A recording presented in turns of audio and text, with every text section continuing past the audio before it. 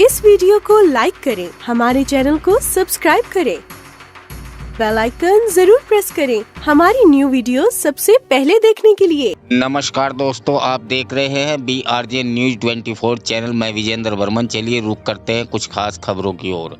खास खबर जनपद हरिद्वार के भगवानपुर क्षेत्र से ये सीधी तस्वीरें हम आपको दिखा रहे हैं, जहां बाबा साहिब डॉक्टर भीमराव अंबेडकर जी के परिनिर्वाण दिवस पर भीम आर्मी व आज़ाद समाज पार्टी के पद अधिकारी व कार्यकर्ताओं ने कैंडल मार्च निकालकर बाबा साहिब डॉक्टर भीमराव अंबेडकर जी को सच्ची श्रद्धांजलि दी। देखिए ये खास रिपोर्ट हमारे संवाददाता के साथ भगवानपुर।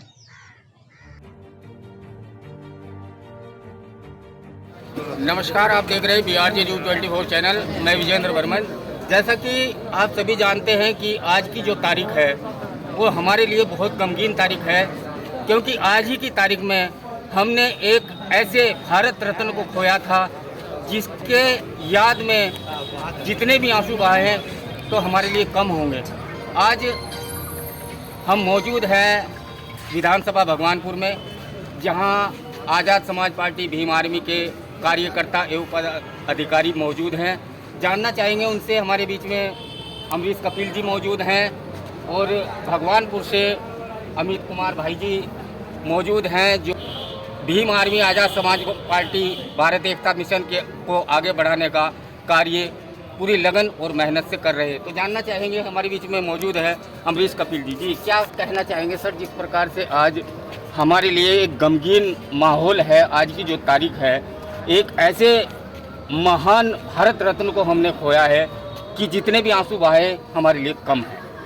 देखिए, सबसे पहले आपके चैनल के माध्यम से मेरी और हमारे संगठन भीम आर्मी भारत एकता मिशन व हमारी पार्टी आज़ाद समाज पार्टी की ओर से बाबा साहब की इस पुण्यतिथि पर कोटि कोटि नमन वंदन और श्रद्धा के सुमन अर्पित करते हैं। आज भीम आर्मी भारत एकता मिशन के बैनर तले जिस प्रकार पिछले एक दशक से हम लोग लगातार बाबा साहब की पुण्यतिथि पर भगवानपुर विधानसभा के अंदर कैंडल मार्च निकालकर श्रद्धांजलि देते हैं, ठीक उसी के परिप्रेक्ष्य में आज हम लोग बाबा साहब को श्रद्धांजलि देने के लिए पहुंचे हैं और सभी साथियों ने बड़े संकल्पित होकर ईमानदारी के साथ में बाबा साहब को कैंडल मार्च निकालकर सच्ची श्रद्धांजलि दी है।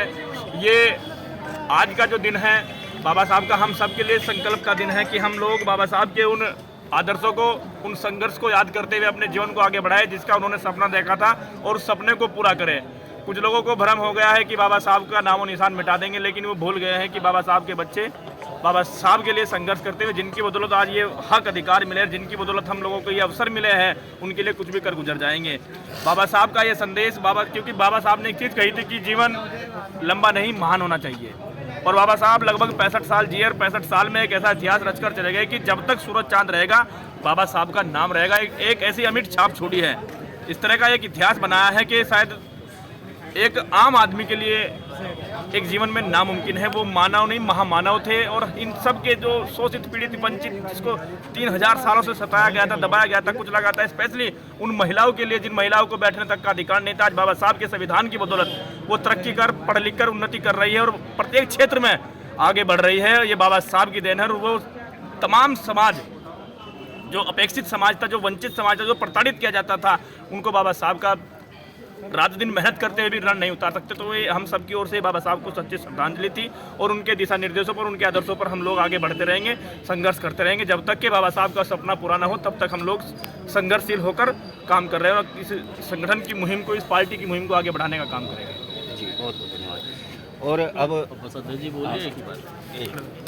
हमारे बीच में भगवानपुर विधानसभा से 2027 का जो आज़ाद समाज पार्टी और भीम आर्मी की एकता मिशन को आगे बढ़ाने का कार्य कर रहे हैं भगवानपुर के अंदर भाई अमित कुमार जी, उनसे भी जानना चाहेंगे कि तो क्या कहना। सबसे पहले तो मैं आपके चैनल के माध्यम से बाबा साहब की पुण्यतिथि पर उनको सत सत नमन करता हूं और ये मेरा सौभाग्य है कि मैं भी उसी बहुजन समाज का खून हूं जो बाबा साहब के दिशा निर्देशों पर चल रहा है।